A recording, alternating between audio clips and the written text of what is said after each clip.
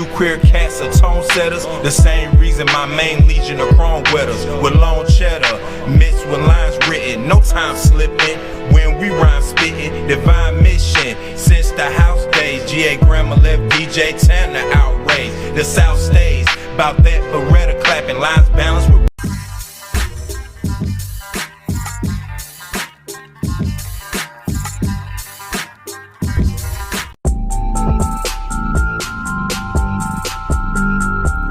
Head on over to Spotify and all other streaming platforms. Check out the NoMercyTV Podcast.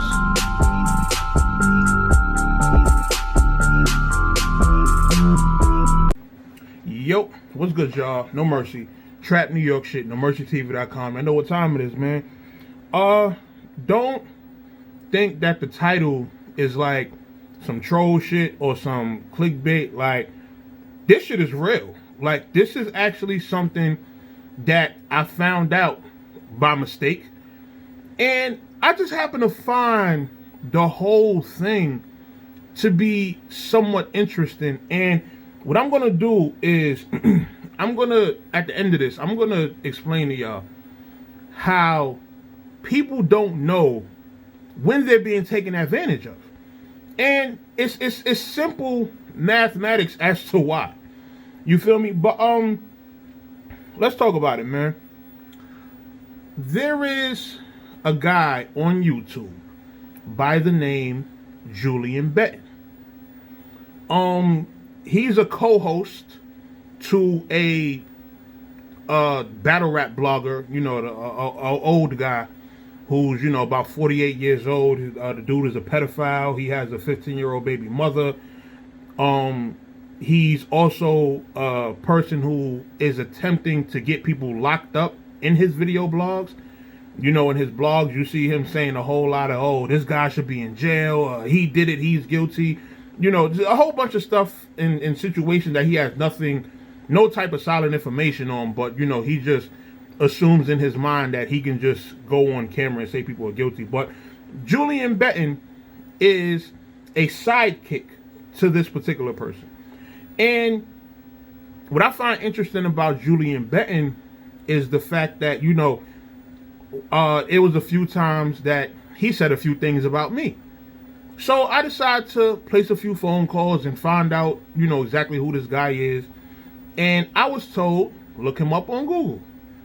So when I looked him up on Google, I found that this man actually was a victim of police brutality, in terms of, like, the police ran up in his crib, shot him, and now he's paralyzed for life, like confined to a wheelchair. And he actually became a millionaire or multi-millionaire off the situation. You know, if you want, y'all can Google it. You know, it's something y'all can look up. Y'all got smartphones and all that, computers. Y'all can easily type in Julian Betton and see the same exact things that I was seeing. You know, and it's funny because I actually was going to go crazy on this guy, you know, really going into his personality, his character, in terms of who he is, in terms of all these blogs and stuff. And then I thought to myself, when I seen the articles that I seen, that this guy actually has a real story, some real life shit that he actually went through that's actually relevant to what's going on today with the police brutality and all these police killings and stuff like that. And it's crazy because, you know, when you think about it, right? Let's say one of them bullets had hit the wrong spot, right? He might not be paralyzed. He might be in the ground right now, unfortunately. You feel me? Like, and I'm not saying this to be on no funny shit. Like, I'm keeping it 100. Like, that could have been way worse than what it was. You feel me? But, you know, considering that he is, you know, paralyzed for the rest of his life, I mean, I'm gonna keep it a buck. I think, you know, the $1 million ain't really enough to be, you know, like, that don't make up for the amount of money you're gonna miss out on throughout the rest of your life. Like, you could potentially make millions, tens of millions. You might have went to the NBA or played some type of sport or something like that, who knows what kind of future you could have had ahead of you. You feel me? But because of this particular police incident, you know, you pretty much get confined to a wheelchair for the rest of your life, and now you just got, you know, that little bit of money to just sit on, and it's like, what do you do until, like, what do you do once that runs out? You understand what I'm saying? But I'm gonna keep it real. I think instead of being a sidekick to a person who only wants drama on their YouTube channel, instead of being a sidekick to a person whose only interest is helping the same people that put you in your situation, you need to be doing your own thing.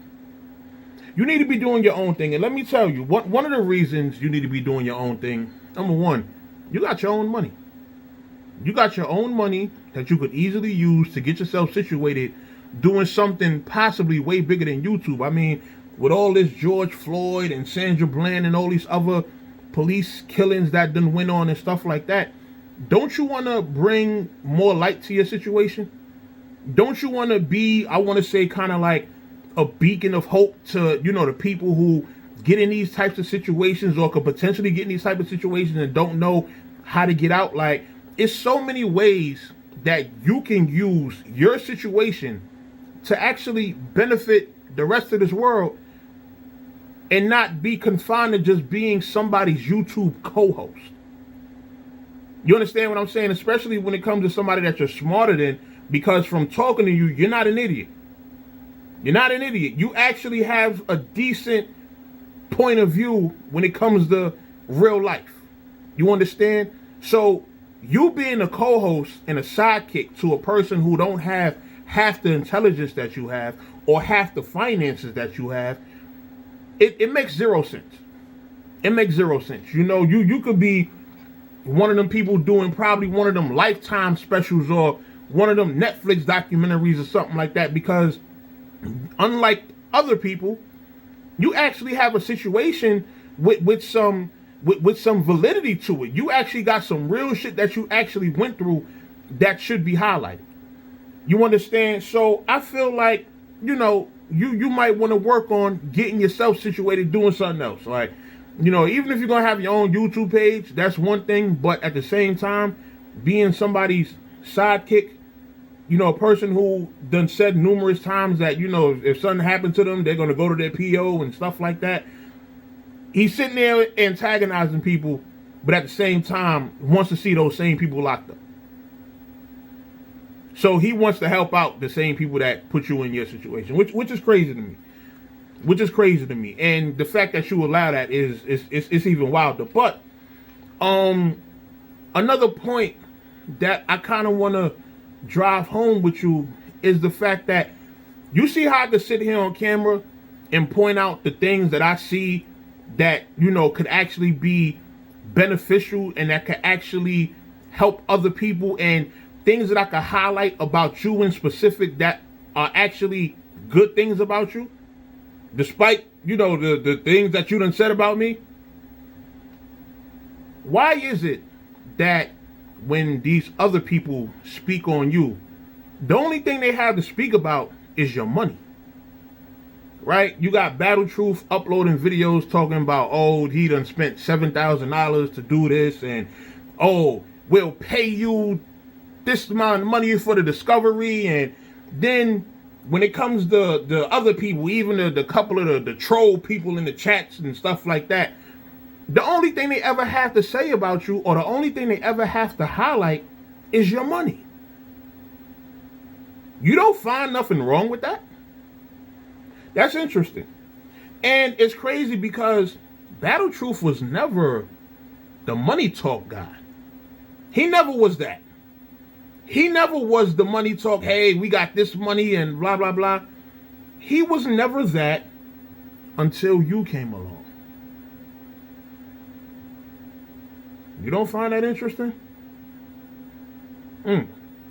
And the only thing he can do with his platform is continue to try and cause drama and uproar within the battle rap community. I have yet to see him do a whole blog where he highlights what happened to you and how wrong it was that did happen to you. See, when you get around people like this who never been around nobody official, they never been around with nobody with real money, etc., etc., this is the type of people you have. You understand what I'm saying? Like, I know what's going on over there. You think we don't know that you probably the one that's giving the green light for him to tell niggas, yo, we got the money to do this, we got the money to do that? You think we don't know that? We don't think you think we don't know that he be getting money from you? Either you lending or giving him money? But what happens when that runs out? What happens when that runs out? Because I'm privy to the life of people who actually have money like that. You understand? A lot of times, especially somebody like you are paralyzed, confined to a wheelchair. You got all that money. It's not like you can go outside and actually make friends. So you have to make friends in the only place that you have access to, which is the internet. And again, I'm not saying this to try to play you, but this is your reality, right? So oftentimes people in that situation, they have a hard time finding friends, and they'll actually be willing to befriend anybody who comes their way. The problem with stuff like that is when you befriend these people and they know that you have the money, because numerous people know about this money. Numerous people who have publicly said, yeah, Julian got money. Julian's a millionaire. Yeah, we done looked up his article and we done seen his article. Okay, everybody knows that. Now, you have to start screening the people that come around you. You have to start screening the people that try and get close to you, because you don't know if they actually there because they rock with you. So you have to question everybody that's quote unquote in your corner, because they're going to be in your corner for now. They're going to be in your corner for now. Who knows, how much money you giving to some of these people, or if you loaning these people money, or if you funding some of the projects that a lot of these guys got going on, who knows? But eventually, when that money ain't around, or when that money you putting up ain't returning no investment, and you realize that you just throwing away money, and you decide to start saying no, how many of them still going to be around after that? How many of them still going to want to be your friend? You got to think about these things. You got to think about these things. And it would be bad to see something like that happen, where it's like you've been getting used this whole time, and then when you start to say no to people and shit like that, and they don't rock with you, then you just left depressed with no money, paralyzed, can't do nothing with your life, and YouTube is going to be like the only thing you have left. You understand? So you might want to make a few changes in how you moving, in terms of, and hey, you might be comfortable with where you are. You might actually be comfortable with being the co-host of a bozo that half the time doesn't even know what he's talking about. You understand? I peeped you check him on a few things here and there. Like, I see that. You understand? So if you have to constantly check somebody or put somebody in a place that don't even know what they're talking about, you just might want to consider doing your own thing and taking the reins of your career and, putting it in your own hands and doing what you can to push your own self. You understand? Because somebody like that, and then you got to think about it, man. Somebody like that is constantly antagonizing people and things of that nature. You got to think about it. You ready to wear that? Are you ready to wear when people decide that they want to probably do something to him, but then they can actually get aligned to you because, your information is public and things of that nature? You can't defend yourself. And I'm not saying this on making a threat or nothing like that. What I'm saying is, this is what comes with being aligned with a bozo like that. Here in Milwaukee, you in what, South Carolina, North Carolina? Most of the battle rap happens on the East Coast. Like, it's much easier to get to you than it is to get to him. And God forbid something happened to you, you think he flying out from Milwaukee to help handle something? He's a nobody in the street, so he can't call nobody to make nothing happen. He can't do anything. So you got to understand the risk that comes with dealing with a person like that on, you know, this type of level, especially in this particular field. You understand? Because all that trolling and stuff and all that, that's cool, but when it gets to be a little over excessive to where you're starting to become a stalker and you endlessly talking about people every day on the camera, on YouTube, and in the public, eventually it's going to come a point where it's going to be no more internet talking. And then it's going to have to start being things happening to people in real life.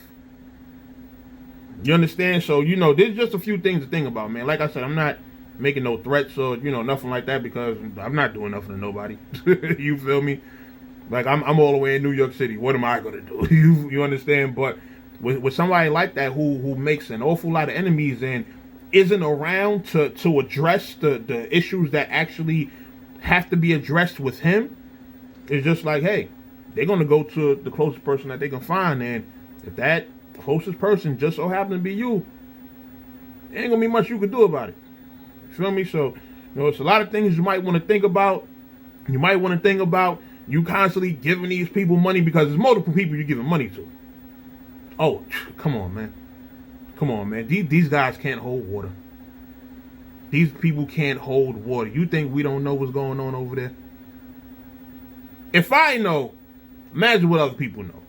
You understand? So, you know, like I said, man, you might want to start using your platform to highlight your own story, because you actually got a real story to tell.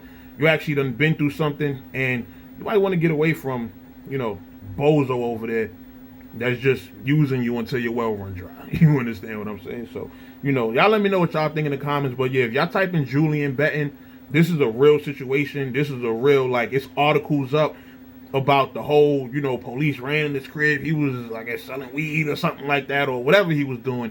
And it escalated, and he actually ended up shot and paralyzed. And this is his life now. You understand? Just on YouTube streaming for, you know, 6 hours at a time, which now it's understandable. Now you being on a live stream for so long is completely understandable. Like, now I completely understand it. And homeboy over there who ain't doing nothing to try to help your situation, man, oh man, you might want to change some things around you. You understand? But that's just my thoughts on that. Like I said, let me know what y'all think in the comments.